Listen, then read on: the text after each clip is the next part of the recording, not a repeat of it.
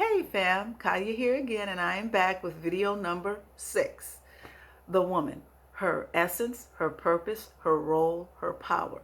And we're getting ready. We're gonna start our descent. It's probably here in, I want to say, maybe the next two, maybe video or two. I'm thinking no more than two more videos. That's what I'm thinking. I'm thinking in 2 videos we can land this plane, and and I'll be able to wrap this up, kind of pull everything together and present this whole narrative, this evidence that if you go back and you watch video number 1, you will see why I'm presenting the evidence that I'm presenting, or actually go back and look at a video I did, a preview, a quick word, a preview, and a rebuttal. If you look at that one, then you really understand why I'm doing this whole series. And like I said, at the end of this series, once this is all tied up, tie these loose ends up, this is where I don't talk about it anymore. So if you want to leave the comments, that's fine, but there will be no response because this is where I lay it all out on the table. But I would like to hear, what you have to say. I'd like to hear your response. And so, please leave your comments, like, subscribe. Echoes Through Time this video is on Echoes Through Time, as well as right here on One Love, with the One Love team. So anyway, I want to go ahead and get started.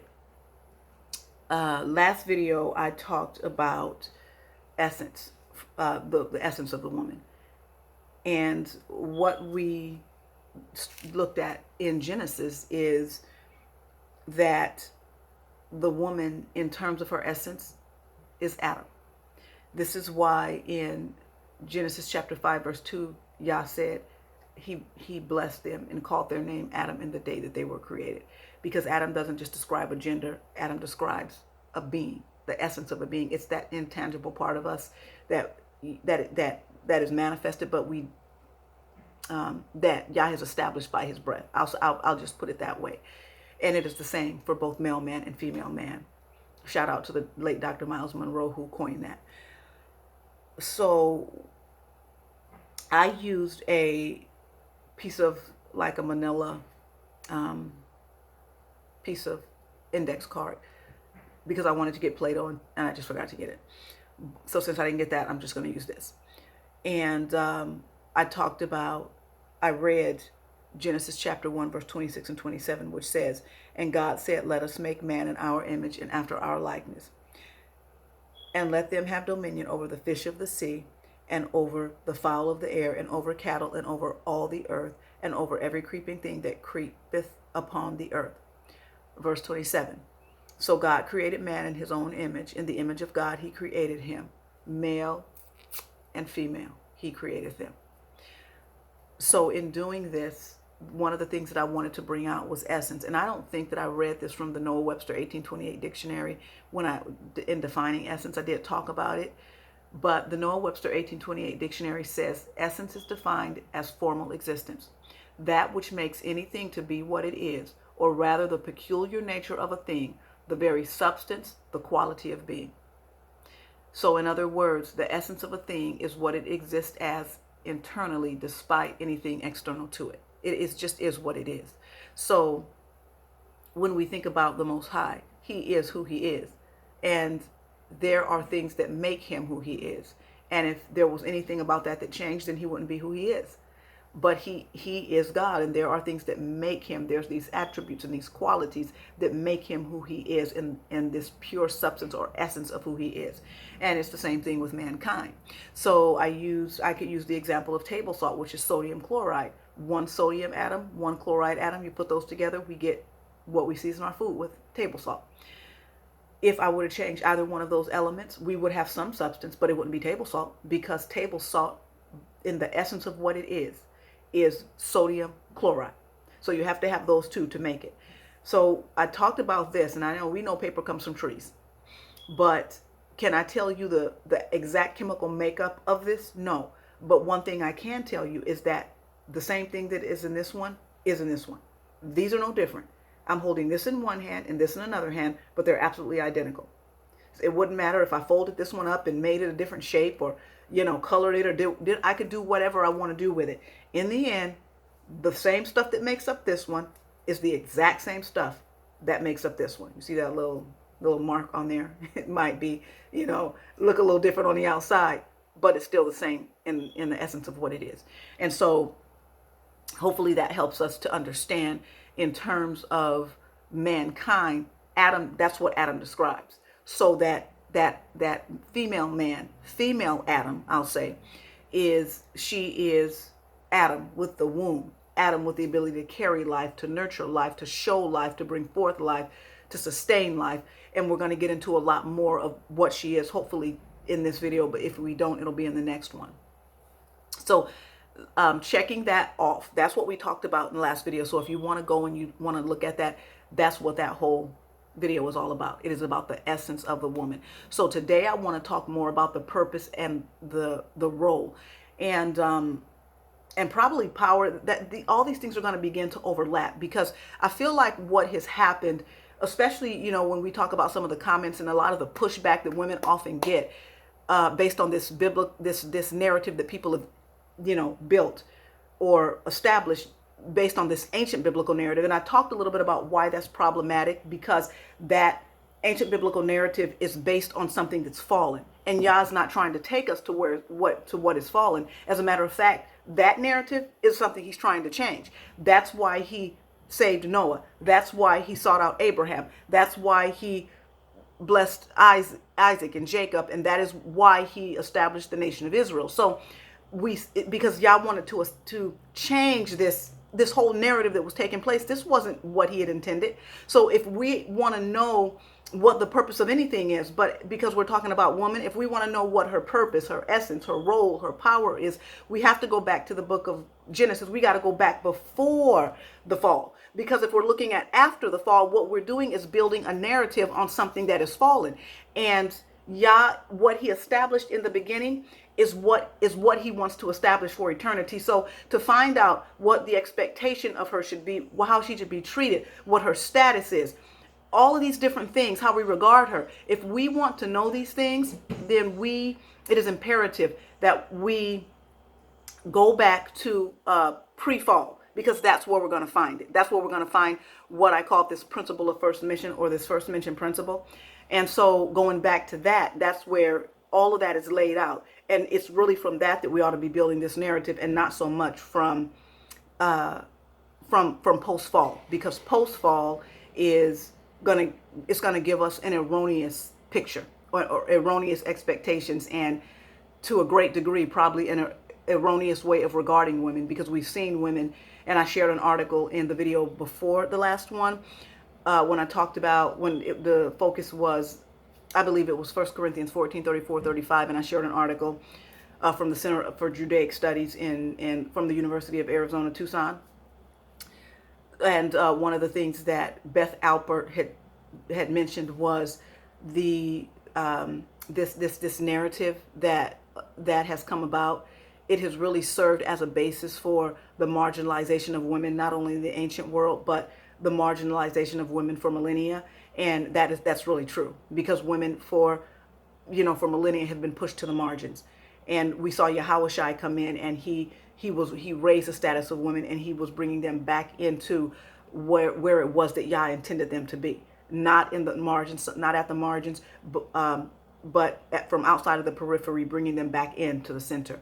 And if you go back to the first video, I talked about that, but I might at the last video kind of recap, and actually this time actually go to the passages where these women were and talk a little bit more about that as we get more and more to where I'm going to wrap this up. So anyway, that was the last video, and the focus of that was the essence of the woman. And like I said, now purpose and power and role, all these things are going to begin to overlap, because I feel like, as I was saying, what to a great degree, what has happened as people have built this narrative, they've taken what really is in the context of marriage and they just try to spread it out everywhere. So when we look at a lot of things in the scripture where you would see a woman operate in the context of marriage, well, that wouldn't necessarily apply to a woman who's not married. So we can't necessarily take that and say, oh, this applies to her. Oh, whereas, let's say, one of the purposes for the woman was to be a help and an aid. Well, if a woman's not married, there's really not a man for her to be a help and an aid to. So it would be hard to bring that in when she's not a married woman. So a lot of times we see this overlap, and I think it's important that we know when certain things apply and when certain things don't apply, because when we're talking outside of the context of marriage, we're talking more of homogenous individuals, in the sense of we're just all moving towards being changed in his image from glory to glory, and we all have a very similar capacity. Now, when I'm not talking about like being able to have babies or give seed, or those kind of things are different. But in the essence of our humanness, in the essence of us being changed in his image from glory to glory, and striving for what I would call this higher consciousness, to understand what Yah originally breathed into man and where he's trying to take man in terms of that, in preparing our hearts and our minds for what he wants to do in and through us, as far as this. And you're going to hear me talk a lot about this kingdom that he's establishing in us and through us, because that is really the ultimate goal. That is actually more homogenous, and it is something that is the same for both. And that's why in Galatians we see Paul write, in Christ there's neither male nor female, Jew nor Greek, slave nor free, but we're all one in him. Because this change that he's doing in us as mankind, as Adam, is the change that he's doing in us. In Romans, I believe I want to say, I haven't looked at it in a while, but I can't remember which chapter it is in the book of Romans, but it talks about through one man's sin entered the world, and death by sin, and so death passed upon all men, in that all have sinned.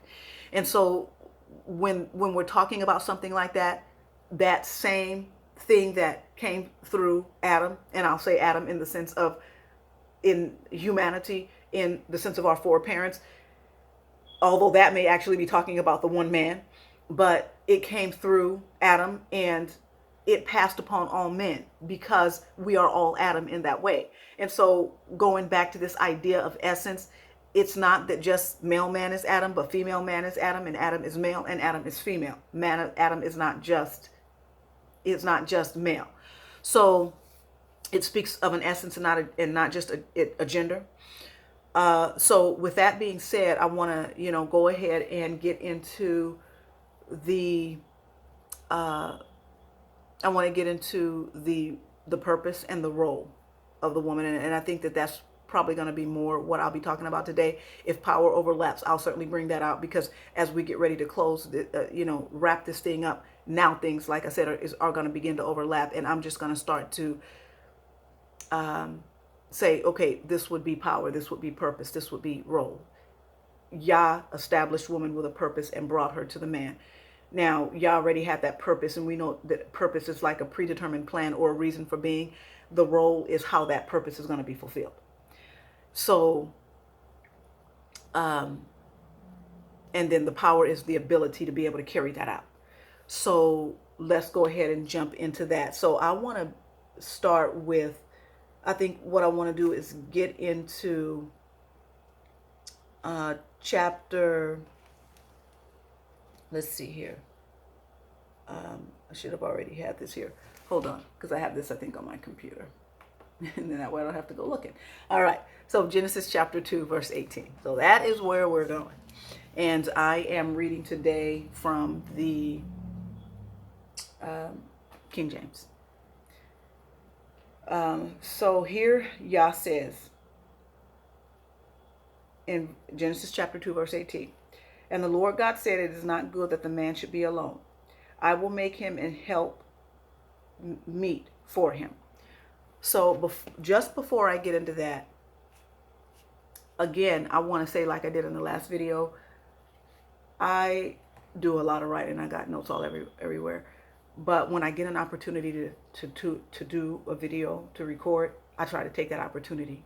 And so I'm going to be relying heavily on my notes. And so hopefully it'll be smooth. But if it seems a little bit choppy, that's why. Because I'm looking at stuff. I got stuff spread all over, and I'm hoping that I can pull this and pull that and just kind of pull all this together to get this to get this done. Not in the sense of this attitude where I want to get this done, but I do want to be able to present and go ahead and get this information out. So That's just a heads up. But so in Genesis chapter 2, verse 18, again, and the Lord God said, it is not good that the man should be alone. I will make him and help me for him. So we see that this is the first time, as Yah had created all these other things, and he said, it is good, it is good, it is good, it is good, it is very good. And this is the first time where it is not good. And it is not good because female man has not been formed and she has not been brought alongside. So it's when she was brought alongside that then that was good. And it was on that unity where Yah commanded the blessing. It was in that unity, because there we get this holistic glimpse of these, or a more holistic glimpse, I'll say, of these attributes of who Yah is. And those are manifested through male and female, and not just the male alone.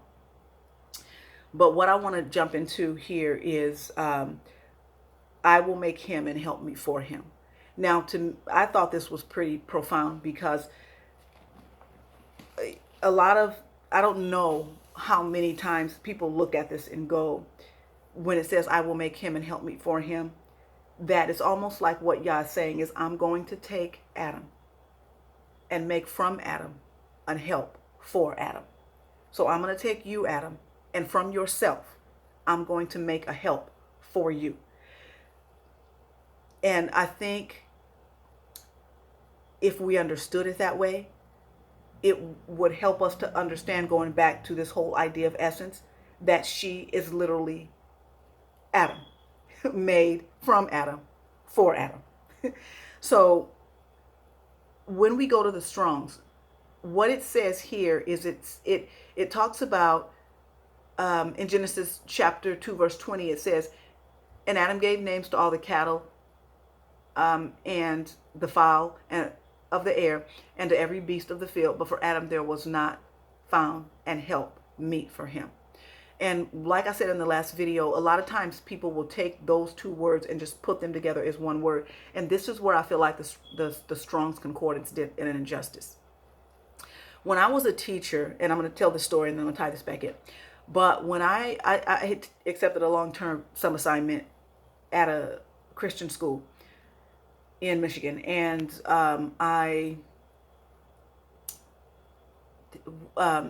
and the chaplain, we had chapel every Friday. And so the one Friday, the chaplain gave a talk, and he talked about this. He talked about Genesis, because he was kind of bringing some stuff out, in terms of marriage and his wife and women and all kinds of stuff. And when he talked about this word meat, and I'm getting a little bit ahead of myself, because really what I want to talk about is help, but that's fine. I'll just go ahead and tell the story, and then I'll refer to it back when I get to the word meat. But he talked about how that meant to stand out opposite boldly. And I kept thinking, when I went to Strong's, I'm like, where did he get that definition? Because I'm not seeing it. I would only see help meet, and that's all I would see. Well, probably about, I want to say maybe 7 months ago, one of the elders the brothers and sisters that I fellowship with gave me a King James version, a particular kind of a study Bible. And when we were off for a while with this whole COVID thing going on, I had about a week where I just took the time and just prayed and just studied Yah's word. And I was reading through the book of Genesis because I wanted to go through Torah again. And lo and behold, I found it. And it was because what happened was, in that particular Bible, meat, the word meat is actually given a number. Whereas in the Strong's Concordance, help and meat are jumbled together, and they're only given one reference number that you go look at, and that is going to give you a definition. But it's unfortunate, because if you only take those two, all you get is one definition, but there's a whole other side. It's like looking at the head side of a coin, but you don't know there's a tail side, and all you know is the heads. And unless someone lets you know that there's a tails, and you flip it over and see, oh, it has a whole other side to it. Well, I feel like that this is I'll almost say injustice, that whether it was deliberate or whether it was that's just how they decided to do it. It really leaves out a lot. So I'm going to get to that in a minute because that's going to become extremely important. But what I want to jump into now is the word help. And let's go to that and break that down because, see, a lot of times when we see the word help, we think of something menial like, oh, picking up my socks, doing my cooking, doing all these things. And those things are all honorable. There's nothing wrong with those things in terms of wives doing those things for their husbands. But that's not really the kind of help that Yah was talking about, because to be honest with you, those are things that male man can do on his own. So Yah didn't necessarily need to bring her forth for that per se. As we're going to get into this word help, this is the kind of a help that man cannot do without. This is the kind of a help in which Adam was deficient, and there were some things he could not carry out until female man was by his side. So let's go ahead and go to that. Now the Hebrew for that word help is 5828. And when we get into that word is always, not some of the time, but that word is always translated in a way that in the same way that Yah was the help for Israel in terms of him being Israel's savior. It's always translated in that way. So let me go here to see if I can pull this up. I apologize for this, but I was trying to see here how I wanted to do this. So hold on one second. I'm going to jump over here. So anyway, so what this word help means, it means to aid or to help, and it comes from H5826. The outline of biblical uses is to help secure one who helps. And if we look down here and find out the different ways that it's actually used, I'm going to start here at Deuteronomy 33:7. And this is the blessing of Judah. And he said, "Hear, Lord, the voice of Judah, and bring him unto his people. Let his hands be sufficient for him, and be thou in help from his enemies." So that's the kind of help that Yah was talking about, the kind of help that makes you safe from your enemies. Let's look at Psalms 20:2. "Send thee help from Zion, from the sanctuary, and strengthen thee out of Zion." The kind of help that Israel needed for Yah to be their help, to strengthen them, to save them. That's the kind of help that Yah was talking about when he said, "I'm going to create a help that is meet for you." Let's look at Psalm 70:5. "But I am poor and needy. Make haste unto me, O God. Thou art my help and my deliverer, O Lord. Make no tarrying." This was probably David crying out, "Yah, I need you right now. Don't make haste. Please don't wait. Come right away, because I'm poor and needy and I'm deficient. I cannot do this without you. I cannot do this apart from you." This is the kind of help that Yah was talking about when he said, "I'm going to make a help that is meet for you." So when Yah talked about, when Yah said, "I'm going to make him and help that is meet for him," he literally was talking about the kind of a help that he could not do without, the kind of a help that he needed and could not do without. And when we talk about the word secure, or one of the meanings of that is to surround, because oftentimes we look at male man as the protector, but we don't really understand that female man also has her way of protecting. And this is where I want to talk about a book that I had a long time ago. I wish I had the author's name, but you could probably look it up on Google or Amazon, and it's called Rocking the Roles. And in this book, it's rocking the roles, but it goes into like this win-win situation. It's a book on marriage.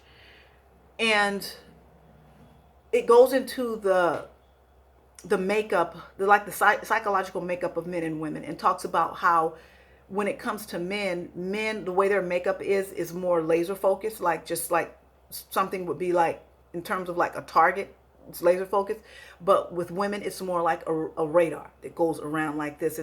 And we know, like scientifically, women are more prone to be able to multitask. I mean, I'm an anomaly. I'm not like that. I have to do one thing at a time. But a lot of women are they multitask extremely well. Like they doing 8 different things at one time.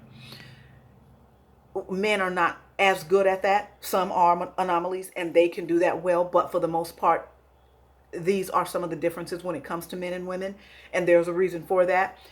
Because in terms of male man, male Adam being a guide, and when we talk about that order that is there in being the keeper and keeping the garden, and that is his primary goal, that is his primary purpose, and a lot of that comes, there's a lot that comes with that word keeping. I'm not going to get into it, but in the seed of Abraham, what it means to be the seed of Abraham, I break that word down, keep, and what that means. So it's pretty powerful and profound.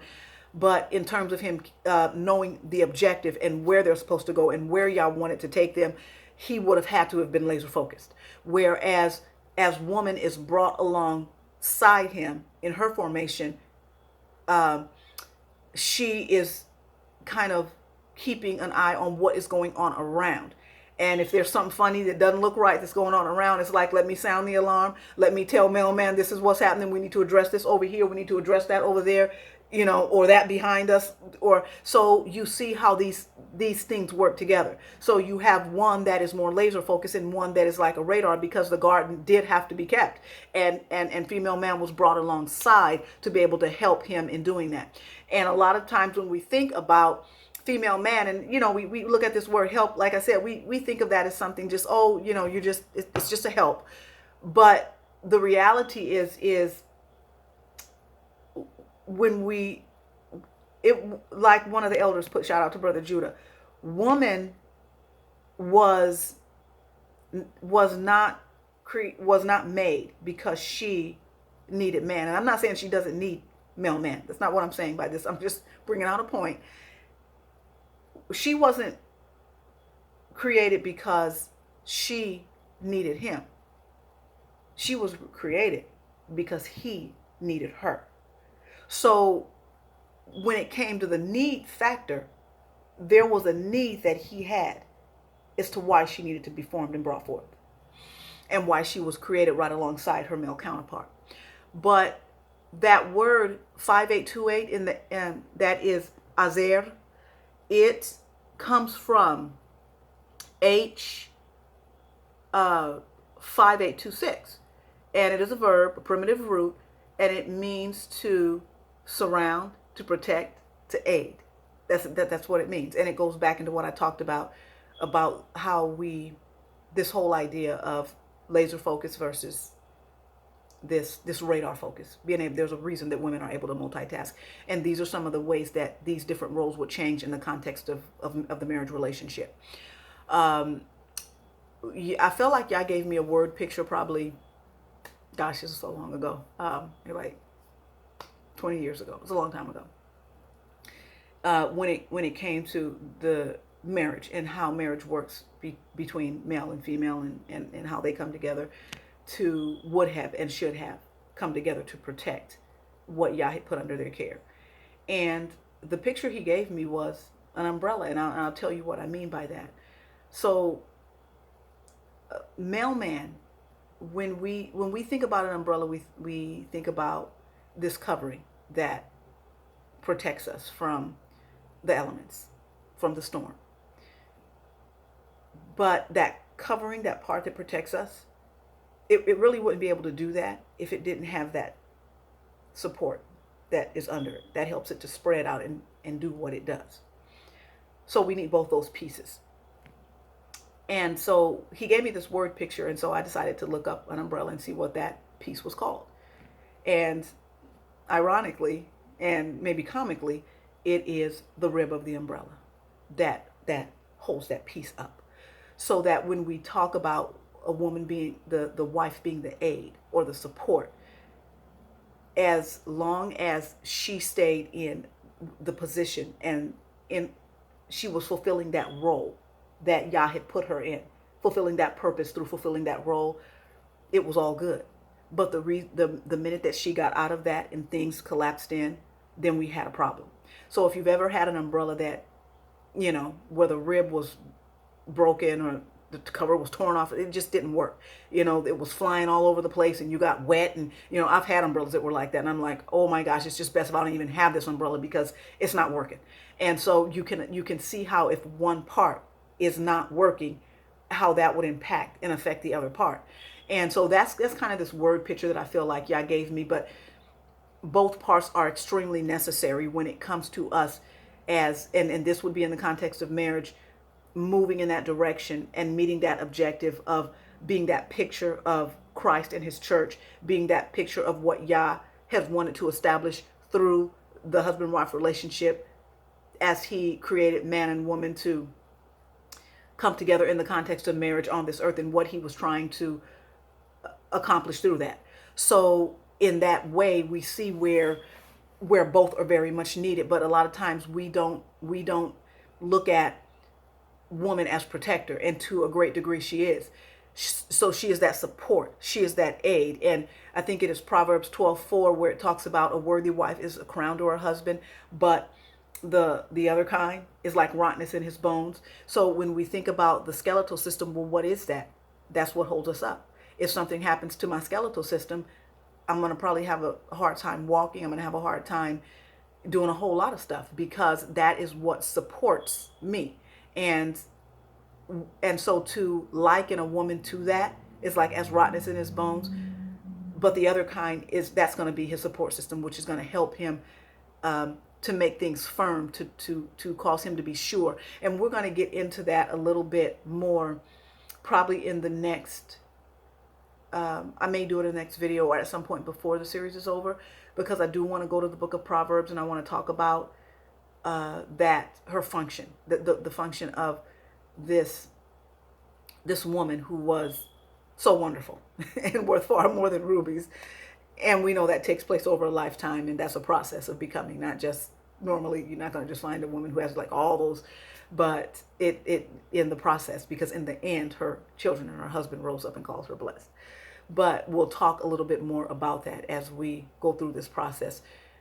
But this idea of the woman being the help. So in terms of her purpose and her role playing out in the context of marriage, this is what her purpose was. And in terms of her being that support system and helping male Adam to reach that objective, that would have been the role that she should have played, instead of the role that we actually saw her play in the context of the marriage relationship.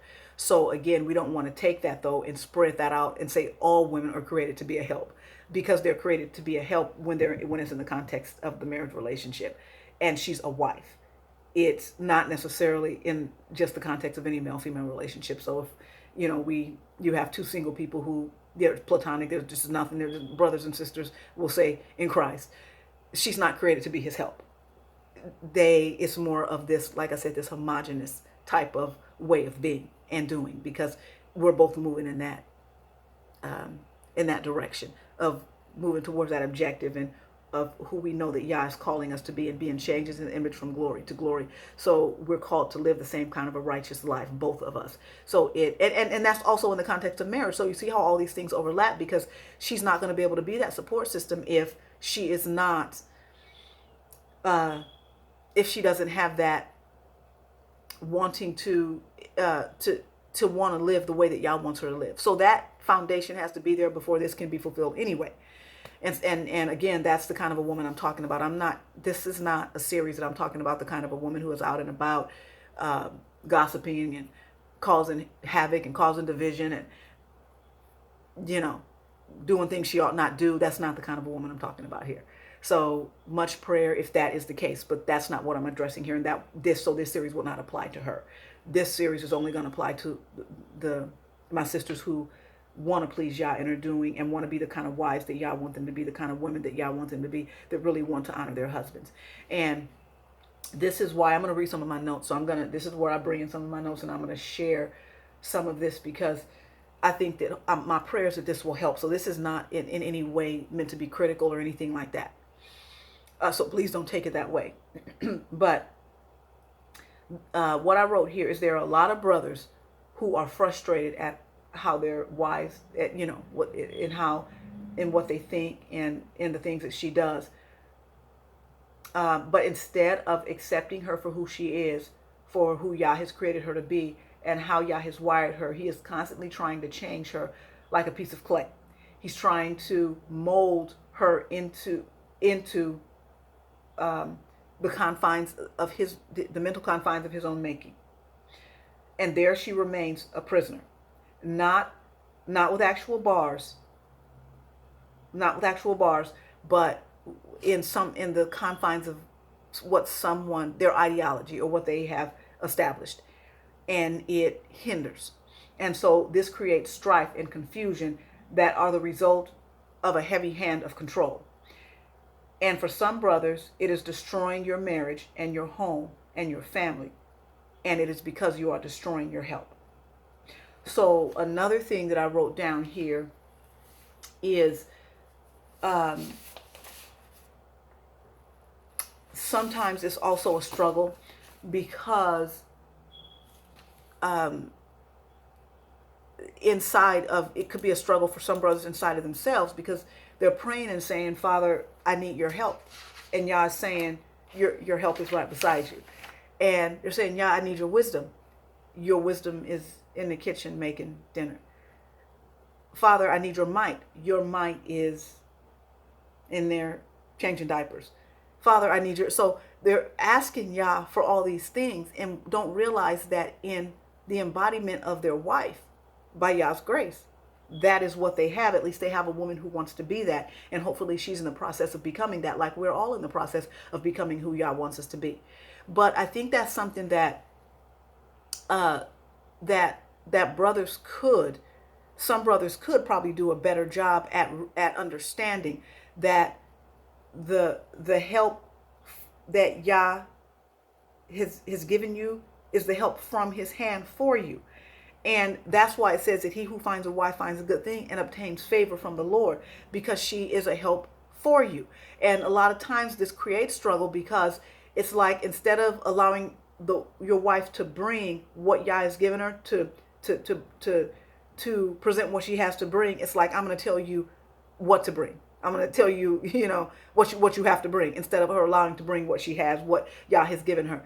And to some degree, it may be that if the reins are loosened some and allowing her to be who Yah has called her to be, you might get the help that you so desperately need. But as long as you try to conform her into this thing, and Yah saying, okay, I put this woman in your life to help you in these ways, and she has certain qualities, she has a certain makeup, and this is going to complement you, and this is going to benefit you, and you are going to be better for it. But then, you want to mold her and change her and say, this needs to change, and that needs to change, and that needs to change. And I'm sure with all of us, there are a lot of things that need to change. That's just the reality, because all of us can temper things about ourselves. But my point is that Yah gave you something that was good for you, that was going to help you, and you're trying to change it. And that's why you can't seem to get from it what you need, because you're so busy trying to mold it and shape it into what you think it ought to be, that you can't see what Yah has created it to be. So you don't see the wife that you could have, because you are looking at something that you think that you should have. And Yah knows what we all need in terms of a spouse. So that's just really an encouragement, because I do believe that is one of the reasons why a lot of the Hebrew marriages struggle. Because again, it goes back to what the late Dr. Miles Monroe said. If we don't understand the purpose of a thing, that could be a woman, a marriage relationship, wife, whatever. If we don't understand the purpose of a thing, we will abuse it. And when Yah has designed and wired a wife, a woman, to be your wife and to operate in a way, and she has a heart to do that, to help you and to love you and to support you, and you are constantly trying to change her, and this is not right and that's not right, and you need to change that and you need to do that, then you may not really ever get what Yah actually has for you, because that's the help that he gave you. But he knew what you needed, and he gave it to you that way. And so we're going to get into, as we talk about in the next video, as we get into that word meet and what that means. I'm going to say this again, and I said this in the last video. For her to be meet or compatible to male Adam, she had to be equal to male Adam. And for her to be equal to male Adam, she had to be taken from male Adam. And we're going to get into that word meet and part of that, what it means to stand out boldly opposite. It is that ability in her to stand out boldly opposite, that those differences that she has apart from you is what makes things great. It is what makes things good. Now, that can also cause conflict. But if we learn how to temper those differences and to some degree appreciate those differences in each other, then it's that give and take, that, like the day-night cycle, that creates that you have light and darkness. And when those things operate together, you have a day-night cycle. And we can get rest at night, be refreshed, and get up ready for the next day. And so you see how these differences and these things come together. They might be different, but they work together. And that's often the way Yah works, is through opposites. And that's negative and positive. If you ever have a magnet and you try to put the two ends together that are negative, they will push each other apart. If you try to put the two that are positive, they will push each other apart. They literally repel each other. But if you put the negative and the positive together, then all of a sudden you have something that will attract. The same thing, let me think of something as simple as batteries. When you have to put multiple batteries in something, they have to go in opposite directions. And somehow all this works together, negative, positive. Don't ask me how all that works, but somehow all these things work together to power what it is that we're trying to power with that power from the batteries. So it is hopefully beginning to appreciate who your wife is.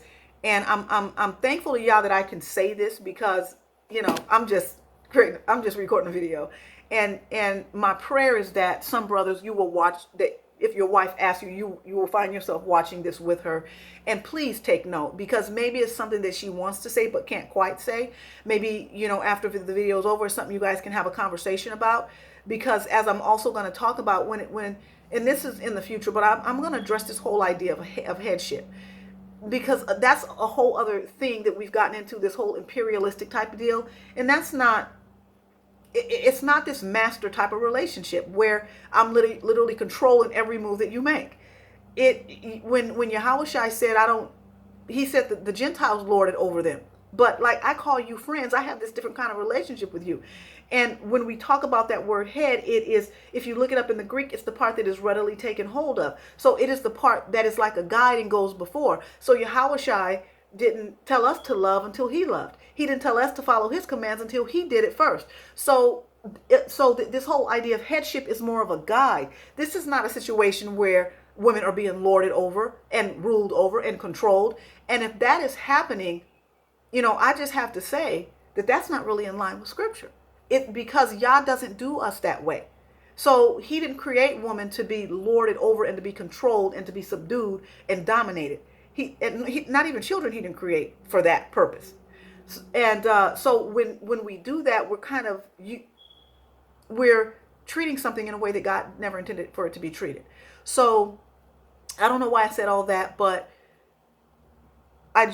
what I think I want to leave you with today as I wrap this part up on help is, your wife is your help, who by Yah's grace loves you and is working hard. If she doesn't always do a better job of respecting you and honoring you as the head and as her husband.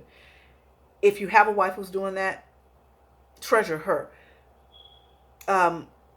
And understand that she is Yah's help for you, from him, because she is Yah's help to you from Yah's hand. She is what he has given you. And so my prayer is that is how, brothers who are married will start to look at their wives and to treat them accordingly in that way, and to allow her to spread her wings and be who she is, because it's that strength. And I'm going to get into that again when I get into the part about the meat, because this also goes into her purpose and her role. And this is also going to touch on her power. But when I get into that word meat and what that word meat really means, because it's the same word that is translated for him, I'm going to take him and make him and help meat for him. That is meat for him. The word meat and the word him are the exact same words. They translate the exact same. So when I get into that, we will see why it is so imperative to understand that. Because if woman cannot be accepted in the context of marriage for who Yah designed her to be able to stand out opposite boldly, then she can't be the help that Yah has put her in your life to be. We can't alter each other in some senses. Now, there are some changes that we should make, but we can't like literally alter each other in some senses and hope to get the best from each other and hope to see the best and hope to that each other will be the benefit. Because to some degree, the way Yah is wired and made us is how he wants that to work so that we're benefited. And it was the same thing with male man and female man in the garden. He brought her that way because in that way she was going to be the help. Unfortunately, she got off, but she had everything she needed to be the help that he needed. So with that, I'm going to go ahead and wrap this part of it up. Again, part 6. I'm touching on the purpose and the role of the woman in this one, and I will in the next one. And I want to end this by saying, have a beautiful Shabbat. May Yah bless you and keep you. May he make his face shine upon you. May he give you peace and rest. And just have a beautiful Shabbat today. Enjoy your family and your time together. Shalom.